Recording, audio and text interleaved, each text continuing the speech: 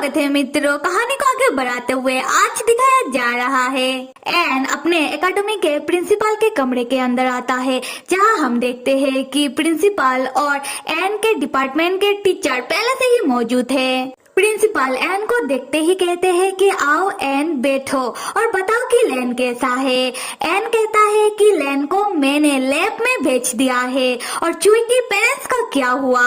Teacher जवाब देते हुए कहते हैं कि चुई के पेरेंट्स को हमने संभाल लिया है और अभी चुई के पेरेंट्स अपने घर चले गए। प्रिंसिपल कहते हैं कि चुई के पेरेंट्स ने हमसे डिमांड किया है कि हम चुई को ढूंढे। उसके बाद एन जाकर अपने टीचर के सामने बैठता है। प्रिंसिपल एन से कहते हैं कि सच में ये परेशानी की बात है। ऐसा दूसरी बार हुआ है कि लैन एकेडमी के अंदर खुद को संभाल नहीं पाया। अगर ऐसा ही चलता रहा तो लैन सबका अटेंशन धीरे धीरे करके अपनी ओर कर लेगा और एक दिन सबको पता चल जाएगा कि लैन असल में क्या है, जो हमारे एकेडमी के टीचर और स्टूडेंट के लिए बिल्कुल भी सही नहीं रहेगा। यहाँ मैन को देखते हैं जो बहुत शांत लग रहा था और उन लोगों से कह रहा था कि उस समय लैन के साथ जो भी हो रहा था उसके बाद ऐसा कुछ होगा, मुझे पहले से ही लग रहा था।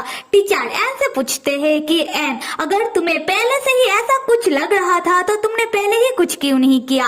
एन कहता है कि हाँ आप सही कह रहे हो और प्रिंसिपल से कहता है कि प्रिंसिपल सर, मुझे लगता है कि ऐसा तीसरी बार भी जरूर होगा। प्रिंसिपल एन से कहते हैं कि हाँ मुझे पता है कि इस चीज का सलूशन ढूंढने के लिए काम किया जा रहा है, पर जो भी हुआ ये देखने के बाद मुझे लगता है कि लैन को लैब में ही रखना चाहिए। ये सुनते ही एन चौंक कर अपनी बड़ी बड़ी आंखों से प्रिंसिपल की ओर देखकर सोचता है कि क्या आप लोग चाहते हो कि मैं लैन को लैब में रखूं? खैर प्रिंसिपल कहते हैं कि हाँ मुझे पता है कि लैन इंसानों की तरह ही है और तुम्हारे डैड के लैब में लैन के ऊपर प्रोसेसिंग चल रहा है, पर प्रोसेसिंग एक ही रात में तो खत्म नहीं हो सकता, तो लैन को ऐसे खुले में छोड़ना ये बहुत ही रिस्की है। उसके बाद टीचर कहने लगते हैं कि हर एक अच्छा प्राइस को पाने के लिए थोड़ा बहुत तो रिस्क लेना ही पड़ता है और मैं शुरू से ही एन के डैड के इस एक्सपेरिमेंट को सपोर्ट कर रहा हूँ, पर बात यह है कि इस चीज को हैंडल करने के लिए एक अच्छा मेथड तो यूज करना ही होगा। यहाँ हम एन को देखते हैं जो सबकी बात सुनने के बाद कुछ सोच कर उठ खड़ा होता है और प्रिंसिपल से कहता है कि प्रिंसिपल सर, आप मुझे एक और मौका दीजिए। ये छोटी मुंह बड़ी बात हो जाएगी, पर मैं आप सबसे कहना चाहता हूँ कि लैन हमारा कोई एक्सपेरिमेंट करने का चीज नहीं है, तो कृपया करके आप लैन के साथ ऐसे ही ट्रीट कीजिए जैसे आप लोग बाकी स्टूडेंट के साथ करते हैं। आप लोग लैन के साथ वैसे ही बिहेव कीजिए जैसे आप लोग मेरे साथ करते हैं। और आखिर में मैं आप लोगों से यही कहना चाहता हूँ कि लैन एक इंसान है, तो आप लोग उसे जानवर मत समझिएगा। और यहाँ एन को देखकर समझ आ रहा है कि वो लैन को लेकर बहुत सीरियस है। यहाँ से सीन शिफ्ट होकर एन के डैड का लैब दिखाया जा रहा है, जहाँ लैन कमरे के अंदर सो रहा है और कमरे के बाहर हम एन को देखते हैं। वो अपने डैड के पास आकर लैन के बारे में पूछता है। एन के डैड कहते हैं कि लैन अभी कमरे के अंदर सो रहा है और तुम फिक्र मत करो, लैन पहले से अभी ठीक है। तुम मुझे एकेडमी का खबर बताओ। एन कहता है कि डैड, मैंने प्रिंसिपल सर को मना लिया है कि वो लैन को एकेडमी में ही रखे, पर डैड मुझे बहुत अजीब लग रहा है। वो पिंक बालों वाला चोई उसके साथ क्या हुआ? वो अचानक कहाँ चला गया? एन के डैड बताते हैं कि मैंने पहले ही अपना कुछ आदमी लोग को चोई को ढूंढने के लिए भेज दिया है। एन कहता है ओके। फिर एन सीरियस होकर अपने डैड से एक सवाल पूछता है कि डैड, आपको क्या लगता है कि हमें लैन को बांध कर रखना चाहिए? एन का ये सवाल सुनकर एन के डैड चौंक जाते हैं और एन से कहते हैं कि हमारा अभी ये गोल नहीं रहा कि हम लैन को एक मुर्दा हथियार की तरह इस्तेमाल करें, और तुमने ही तो मुझे ये बात समझाई थी। एन बेटा, कल मैंने घर में तुमसे जो भी कहा, अगर तुम इस बात को लेकर परेशान हो तो मत सोचो इस बात के बारे में। मैं तुमसे ये उम्मीद नहीं रखता कि तुम इस बारे में ज्यादा सोचो। हाँ, मुझे पता है कि तुम्हारा सोचने का तरीका और देखने का नजरिया हमसे अलग हो सकता है और मैं तुम्हारी इस चीज में इंटरफेयर बिल्कुल भी नहीं करूँगा। और तुमने मुझसे ये सवाल पूछ ही लिया है तो मेरा जवाब है कि हाँ, लैन को हमें सबसे अलग रखना चाहिए। उसके बाद एन के डैड जाने लगते हैं एन से ये कहते हुए कि एन, तुम्हारे दिमाग में ऐसा कोई सवाल आया है तो उसके पीछे तुम्हें अच्छे से पता होगा कि कौन सा कारण है। खैर, हम एन को देखते हैं। एन का डैड जाते ही एन तुरंत लैन के कमरे के अंदर चला आता है और सोता हुआ लैन को गौर से देखने के बाद अपना उंगलियां लैन के गालों में, लैन के होठों में फिराने लगता है। फिर एन को क्या सोचता है कि वो तुरंत अपना हाथ लैन के फेस से हटा लेता है। उसके बाद एन अपना बचपन की यादों को याद करने लगता है, जहाँ हम छोटा एन को देखते हैं। वह कुछ ऐसा था कि एन के पास से एन का एक पसंदीदा कांच का गुड़िया गिर के टूट जाता है। एन अपना बिखरा हुआ गुड़िया के सामने बैठकर उदास होकर टुकड़े को जोड़ने की कोशिश करने लगता है। उसी वक्त एन की मॉम आवाज सुनकर एन के पास आती है और एन से पूछने लगती है कि बेटा एन, क्या हुआ है। एन उदास होकर कहता है कि एन से एन का पसंदीदा गुड़िया टूट गया तो अभी एन क्या करे। एन की मॉम कहती है कि एन जमीन से कांच के टुकड़े को मत उठाए तो एन को लग सकता है, पर छोटा एन नहीं मानता। वो अपने मॉम से रोते हुए कहता है कि नहीं, वो कैसे अपना पसंदीदा गुड़िया को ऐसे ही बिखरा हुआ रहने दे, ऐसे तो उसका गुड़िया और ज्यादा टूट जाएगा। एन की मॉम एन को समझाते हुए कहती है कि एन का गुड़िया तो पहले ही टूट गया है। ये सुनकर एन और ज्यादा रोने लगता है और अपनी पसंदीदा गुड़िया के सारे टुकड़े को अपने हाथों में ले लेता है, जिससे छोटा एन का हाथ कट जाता है। एन की मॉम कहती है कि बेटा, मैंने तुमसे पहले ही कहा था कि ऐसा मत करना, देखो तुम्हें लग गया। उसके बाद छोटा एन अपना उस पसंदीदा टूटा हुआ गुड़िया को संभाल के एक बॉक्स के अंदर रख देता है। खैर, आते हैं प्रेजेंट में, जहां हम देखते हैं कि एन अपने पास से वही अपना बचपन वाला बॉक्स को निकाल के देखने के बाद अपने मन में परेशान होकर कहता है कि कुछ समझ नहीं आ रहा, क्या मैं किसी काम का नहीं, मैं किसी को बता नहीं सकता कि मेरे मन में क्या चल रहा है और ना ही मैं किसी से पूछ सकता हूँ कि मुझे क्या करना चाहिए। मेरे दिल में कुछ तो हो रहा है पर समझ नहीं आ रहा कि क्या। ऐसा लग रहा है कि मेरे आंखों के सामने घना हो रहा है, सब कुछ सामने तो है पर दिखाई नहीं दे रहा। अभी अगले सीन में चोय को दिखाया जा रहा है, जहां हम देखते हैं कि चोय किसी और के घर में है और चोय के पास एक बंदा आता है और चोय से कहता है, तो फिर चोय कैसा चल रहा है तुम्हारा दिन, देखो मैं तुम्हारे लिए तुम्हारा पसंदीदा खाना लेकर आया हूँ। और चोय उस बंदे को देखते ही पूछता है कि तुम मुझे अपने यहाँ से जाने कब दोगे। चोय से कौन सा बंदा बात कर रहा है और चोय फिलहाल कहाँ है, ये कुछ ही देर में पता चल जाएगा। खैर, आते हैं स्टोरी में। अगले सीन में लैन को एक सपना आता है, जहां वो खुद को अपने पेरेंट्स के घर में पाता है। वहां लैन कुछ अगरबत्तियां जलाकर रख रहा था। उसके बाद वो अपना बैग शैग पैकिंग करके तैयार हो जाता है, क्योंकि उसका नया एकेडमी का क्लासेस जो शुरू होने वाला है। तो वो दूसरे शहर में अपना नया अपार्टमेंट में आने के लिए रवाना हो जाता है और अपने घर से रवाना होने से पहले लैन को अपना पेरेंट्स का आवाज सुनाई देता है, जहां लैन के पेरेंट्स लैन से कह रहे थे कि बेटा, हम तुम्हें छोड़ने नहीं आ सकते, तो तुम खुद ही चले जाओ और पहुंचते ही तुम हमें इन्फॉर्म जरूर कर देना और अपना ध्यान रखना।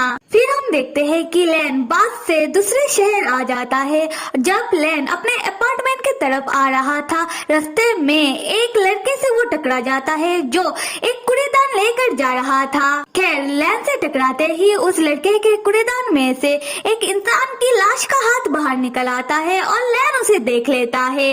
लैन, जो किसी से नहीं डरता, वो उस लड़के को रोककर पूछने लगता है कि हे लड़के, तुम कहाँ जा रहे हो और तुम्हारे इस कूड़ेदान में क्या है, जरा हमें भी तो दिखाओ। लैन जैसे ही उस लड़के को रोकता है, वो लड़का पहले तो घबरा जाता है, उसके बाद उस लड़के का आंखें लाल होने लगता है। फिर वो लड़का लैन के सामने एक भेड़िए में बदल जाता है। फिर लैन चौंक कर अपने नींद से जाग जाता है। तब हम लैन को देखते हैं, जो अपने घर में आराम से खाना बना रहा था। वो लैन का आवाज सुनकर दौड़कर कमरे के अंदर आता है और यहाँ हम समझ पाते हैं कि एन लैन को अपने घर लेकर आया है। एन तब लैन से पूछने लगता है कि लैन क्या हुआ, क्या तुमने कोई डरावना ख्वाब देखा? लैन कहता है कि हाँ, मैंने एक डरावना ख्वाब देखा। एन लैन के सामने आकर बैठता है और लैन से पूछता है कि लैन तुमने ख्वाब में क्या देखा? लैन बताता है कि मैंने ख्वाब में एक लड़के को देखा जिसका आंखें लाल था और वो मेरे सामने ही एक इंसान से भेड़िए में बदल गया। एन ये सुनकर कहता है कि क्या एक वेयरवुल्फ? लैन कहता है कि हाँ, ऐसा ही कुछ। एन अगर मैं एक ज़ॉम्बी हो सकता हूँ तो क्या मेरे जैसा बहुत सारे लोग इस दुनिया में मौजूद है जो इंसान के भेष में इंसान नहीं है, जैसे कि तुमने अभी कहा कि वेयरवुल्फ या फिर वैम्पायर। एन लैन की इस बात का कोई जवाब नहीं देता। खैर लैन तब एन को बताता है कि एन मैंने जो अभी सपना देखा वो कोई सपना नहीं है, बल्कि मेरा यादें है ज़ॉम्बी बनने से पहले जो मुझे अभी तक याद नहीं आ रहा। उस दिन क्या हुआ, उसके बाद क्या हुआ, मुझे कुछ याद नहीं आ रहा। ऐसा क्यों? एन लैन को परेशान होता हुआ देखकर वो उठकर कुछ लेने जाता है, लैन से ये कहते हुए कि लैन कोई जल्दी नहीं है, तुम जबरदस्ती अपनी यादों को याद करने की कोशिश मत करो, इससे तुम्हारे दिमाग में दबाव पड़ेगा और मैं तुम्हारे लिए कुछ लेकर आया हूँ। फिर एन लैन को दवाई की 2 गोलियां ले आकर देता है। ये देखकर लैन पूछता है कि अब ये क्या है? एन कहता है कि लैन एकेडमी में जो हुआ वो दोबारा ना हो, इसके लिए ये दवाई, इस दवाई से तुम खुद को कुछ देर के लिए ज़ॉम्बी बनने से कंट्रोल कर पाओगे, तुम खुद को सबके सामने नॉर्मल दिखा पाओगे, पर इस दवाई का इफेक्ट तुम पर कितना करेगा ये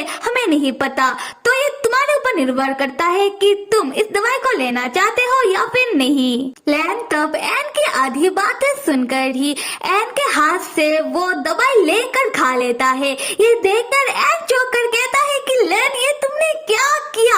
अभी तुमने दवाई क्यों लिया? लैन ये दवाई तुम्हें अभी नहीं बल्कि दिन में लेना है, वो भी हमारे एकेडमी जाने से पहले। लैन चौंक कर कहता है कि क्या? एन गधे कहीं के, ये बात तो तुम्हें मुझे सबसे पहले बतानी थी। और यहाँ हमें समझ में आता है कि लैन ने एन के हाथ से दवाई बिना कुछ सोचे समझे लेकर क्यों खाई, क्योंकि लैन एन को इनडायरेक्टली ये बताने की कोशिश कर रहा है कि लैन को एन के ऊपर भरोसा है। खैर फिर लैन बेडरूम से उठकर एन के लिविंग रूम के सोफे में आकर बैठता है और एन को अपने सपने के बारे में और डिटेल बताते हुए कहता है कि लैन ने खुद को अपने सपने में अपने पेरेंट्स के घर में देखा, जहां लैन कुछ अगरबत्तियां जलाकर कहीं रख रहा था, पर लैन ने सपने में कुछ भी साफ साफ नहीं देखा, इसलिए लैन को कुछ याद नहीं आ रहा। क्या एन को लैन के डैड के बारे में कुछ पता चला? एन तब लैन के पास आकर बैठता है और लैन एन से कहता है कि लैन इस बारे में याद करने की बहुत कोशिश कर रहा है, पर लैन को कुछ भी याद नहीं आ रहा। और एन लैन से कोई भी बात मत छुपाए, एन को जो भी पता चले वो लैन को बता दे।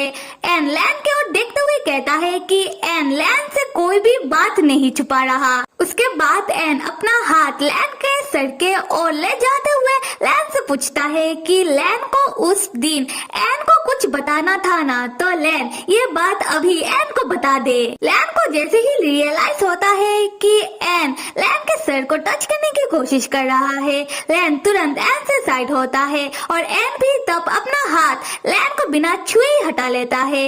लैन एन से कहता है कि मैं तुम्हें अभी कुछ भी बताना नहीं चाहता, ठीक है? मेरा मूड सही नहीं है, पता नहीं चोई कहाँ चला गया, चोई क्यों नहीं मिल रहा, चोई कैसा होगा? और चोई के बारे में सुन सुनकर एन का मुंह उतर जाता है। अगले सीन में हम चोई को देखते हैं और अभी हमें पता चलता है कि चोई और कहीं नहीं बल्कि वही गुंडे भाई साहब लोगों की बॉस के घर में है और चोई के साथ ये बंदा और कोई नहीं बल्कि बॉस है। हम देखते हैं कि बॉस चोई को अपने स्टडी रूम ले जाते हुए चोई से कह रहा था कि तुम मुझसे पूछ रहे थे ना कि मैं तुम्हें यहाँ से कब जाने दूंगा, जरूर जाने दूंगा, पर उससे पहले मुझे तुम्हारा एक छोटा सा मदद चाहिए। चोई कहता है कि क्या, कौन सा मदद? बॉस कहता है कि चोई मैंने तुम्हें तुम्हारे पेरेंट्स से बचाया है ना, वरना तो तुम्हारे पेरेंट्स तुम्हें ले जाते अपने साथ, तो तुम्हें नहीं लगता कि तुम्हें फेवर को लौटाना चाहिए? तो तुम चलो मेरे साथ, तुम्हें पता चल जाएगा कि कौन सा मदद तुम्हें करना है। उसके बाद बॉस चोई को अपने स्टडी रूम के अंदर लेकर आता है। फिर बॉस अपने बुक शेल्फ के पीछे से एक सीक्रेट दरवाजा खोलता है और चोई से कहता है कि चोई, तुम्हें जानना था ना कि तुम्हें मेरा कौन सा मदद करना है, इसके लिए तुम्हें इस सीक्रेट दरवाजे के अंदर जाना होगा। यहाँ हम चोई को देखते हैं कि बॉस की बातों से और अपने सामने अचानक एक सीक्रेट दरवाजा खोलता हुआ देखकर चोई घबरा जाता है। चोई को तब पसीना आने लगता है। बॉस चोई से कहता है कि चोई दरवाजे के अंदर जाए, तब उसे सारी बातें समझ में आ जाएगा। चोई मजबूरन दरवाजे के अंदर जाने के लिए वो दरवाजे के सामने आकर खड़ा होता है। सो यहाँ पर बॉस और चोई का ये माजरा चल रहा है कि बॉस ने चोई को चोई के घर से भागने में मदद की और अपने घर लेकर आया है। और बॉस ने चोई का मदद क्यों की, इसका जवाब ये है कि अभी बॉस चोई का इस्तेमाल करके लैन को अपने पास बुलाएगा, क्योंकि बॉस बहुत दिन पहले से वो चोई, लैन और एन का पीछा कर रहा था, जिससे बॉस को समझ में आ गया है कि चोई लैन के लिए कितना जरूरी है। और कहानी में आगे क्या होगा ये जानने के लिए आप सब लाइक, सब्सक्राइब और कमेंट करना तो बिल्कुल भी मत भूलिएगा। Till then stay with me and see you.